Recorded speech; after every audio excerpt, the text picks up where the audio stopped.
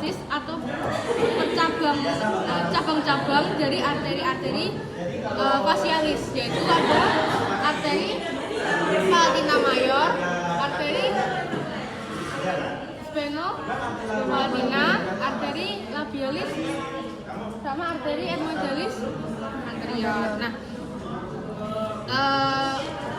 ini merupakan jenis plexus yang paling sering mengalami epistaxis kalau misalkan di hidung. Kenapa? Karena dia itu lokasinya yang paling superficial, artinya dia itu yang paling dekat dengan permukaan.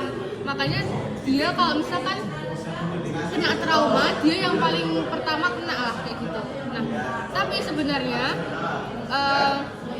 plexus yang ada di dalam hidung itu nggak cuma satu, tapi ada banyak. Salah satunya selain plexus Kieselbach ada juga plexus Woodruff. Bedanya apa plexus Kieselbach sama plexus Woodruff? Ada 4. Yang pertama dari jenis kapilernya. Kalau plexus Kieselbach dia kapilernya itu kecil-kecil. Jadi kalau misalkan dia mengalami mimisan, contohnya dia ruptur, berarti nanti darahnya itu dia akan menetes karena dia darahnya sedikit.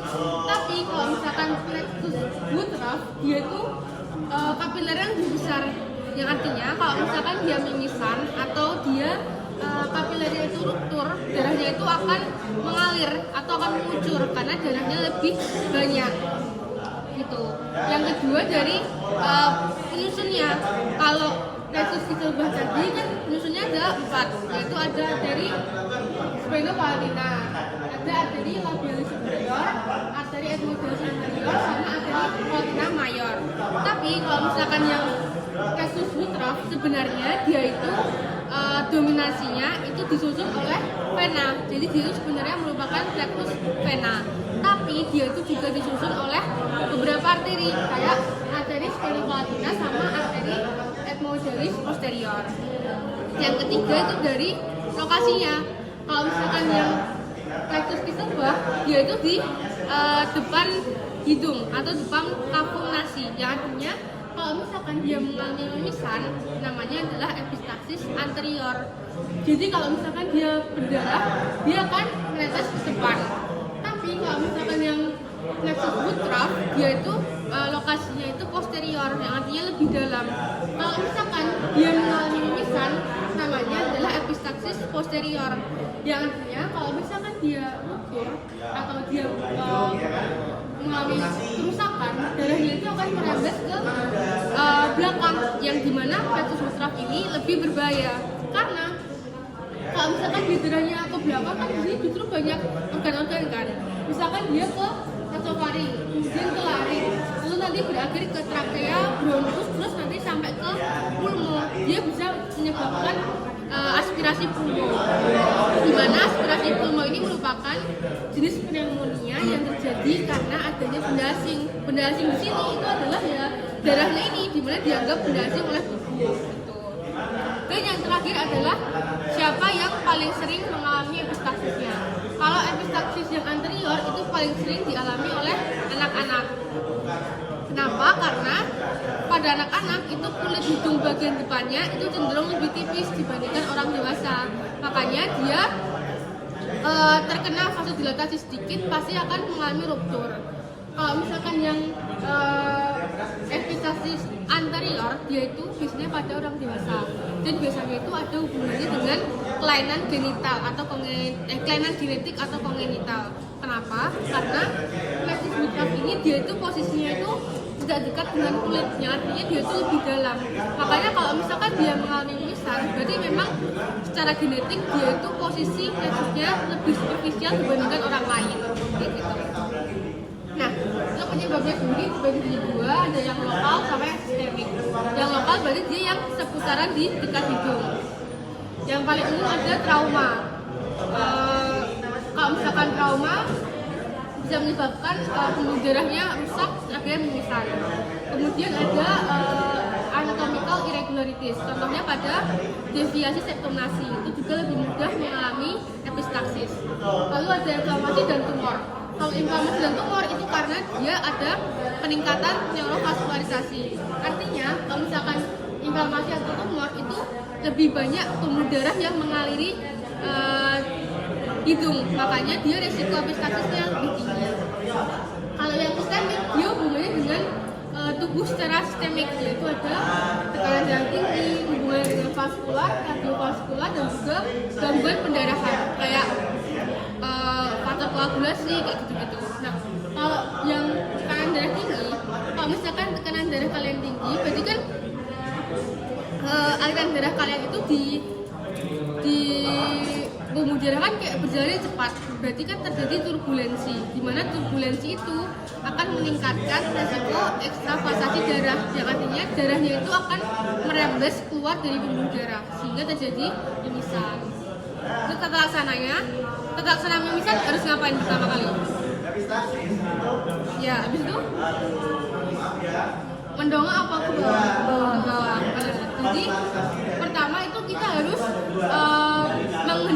mencoba menghentikan pendarahannya. Kemudian yang pasti jangan mendongak, karena kita kan tadi nggak mau terjadi epistaxis yang posterior kan, karena dia komplikasinya lebih banyak. Makanya kita harus membiarkan darahnya itu menetes keluar. Kalau misalkan dia udah kita teteskan keluar gini, dia masih terus berdarah, kita bisa berikan topical nasal spray, di mana topical nasal spray ini dia berubah vasokonstriktor.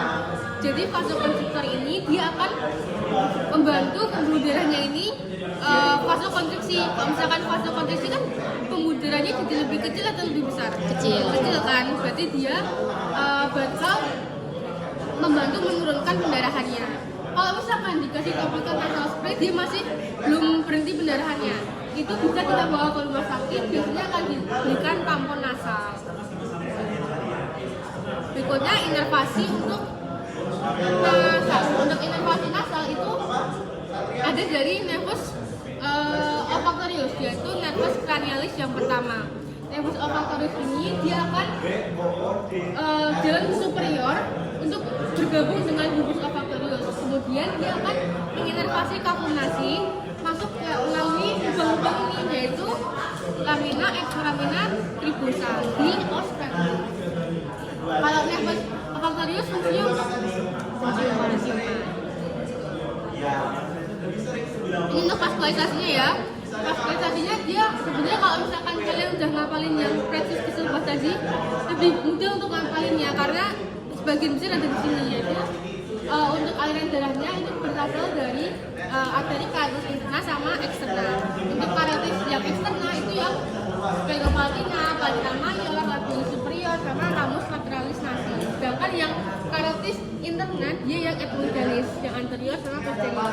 Venanya sama, cuman venanya sama, nanti mereka tuh kayak berjalan berdampingan gitu sama arterinya. Untuk inervasinya dia ada dua, ada sensorik sama otonom.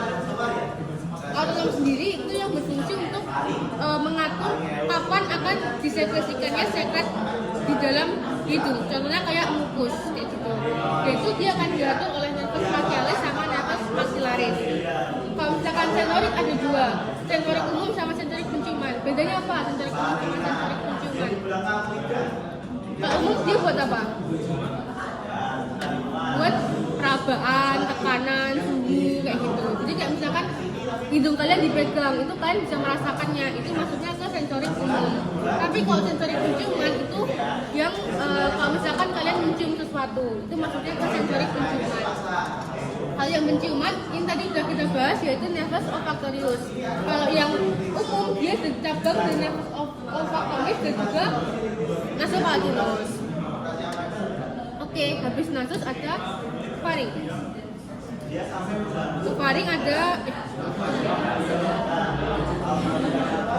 nasofaring, orofaring sama laringofaring. Nasofaring letak semiotopisnya di BC1 sampai 2. BC1 sampai 2. Orofaring 2 sampai 3. 2 sampai 3. Laringofaring 3 sampai 5. 3 sampai 5. Oke. Habis itu ada arteri, vena sama inervasinya. Untuk inervasinya dia menurutku gampang ya ngapainnya, karena sensorik sama motorik keduanya udah plexus pharyngeus, cuman beda di nervusnya. Kalau misalkan sensorik nervus glosopharyngeus, pharyngeus, motorik nervus vagus. Ngapalinnya kalau aku tuh ngapalinnya kayak gloso kan lidah, berarti kan untuk pengecakan, maka dia sensorik. Terus kalau misalkan nervus vagus kan dia terkenalnya kayak jalan-jalan gitu kan, makanya dia motorik kayak gitu. Terus kalau kalau misalkan apa spesialisasinya dia ada arteri sama vena. Kalau arterinya dia dibagi jadi dua, yang atas sama yang bawah. Kalau misalkan yang atas dia adalah cabang dari arteri karatis eksternal, yaitu ada arteri karatis eksternal. Ada 4. Yang pertama dia akan bercabang jadi arteri facialis, di mana arteri facialis ini dia bercabang lagi jadi ramus tonsillaris. Kemudian ramus tonsillaris sama arteri palatina ascendens. Kemudian setelah arteri facialis, yang kedua adalah arteri maxillaris. Dia akan bercabang jadi ramus pharyngeus sama arteri palatina descendens, tapi tidak kelihatan. Justru yang ketiga dia bakal bercabang jadi arteri lingualis, dan yang keempat bercabang jadi arteri pharyngia ascendens. Itu buat yang bagian faring bagian atas. Kalau faring bagian bawah dia akan divaskulisasi oleh ini, yaitu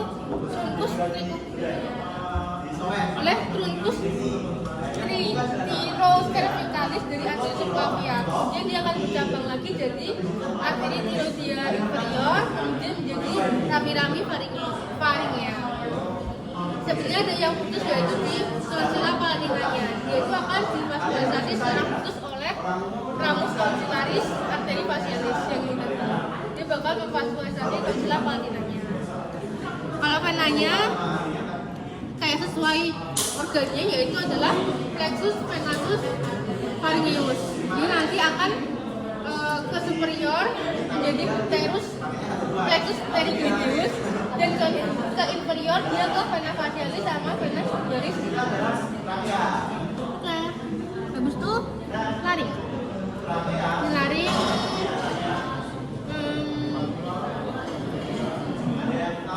Untuk lari pertama arterinya dia ada arteri tiroidea superior bercabang jadi arteri laringea superior. Ini ya, arteri laringea superior cabang dari arteri tiroidea superior.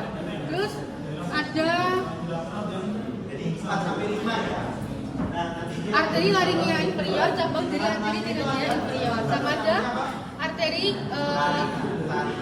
nggak kelihatan di sini, tapi ada arteri cricotiroidea di cabang dari arteri tiroidea superior juga. Habis itu kalau venanya dia ada dua. Pertama ada vena laringea superior, dia menjadi vena berkumpul di vena tiroidea superior, kemudian ke vena jugularis internal, kanan kiri sama. Kalau misalkan yang inferior dia ada vena laringea inferior, kemudian menjadi satu dengan vena tiroidea inferior ke vena brachiocephalica yang superior. Untuk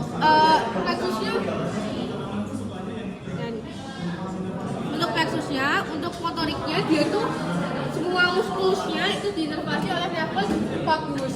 Tapi kecuali yang muskulus cricotiroidea. Muskulus cricotiroidea ini dia akan diinervasi sendiri oleh ramus externus nervus laryngeus superior. Nih, jangan kayak ini sendiri gitu. Nah, kalau yang sensoriknya dia akan dibagi di dua, yang di atas plica vocalis sama yang di bawah plica vocalis. Kalau yang di atas plica vocalis dia itu akan diinervasi oleh nervus laryngeus superior. Sedangkan yang di bawah plica vocalis itu oleh nervus laryngeus recurrens.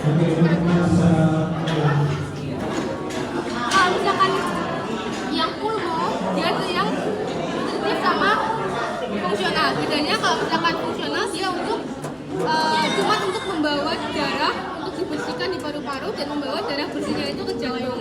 Kalau yang nutritif dia itu untuk memvaskulisasi si pulmonya. Ini nggak ada penjelasannya pulmonya apa. Makasih. Maaf ya. Makasih, Mbak.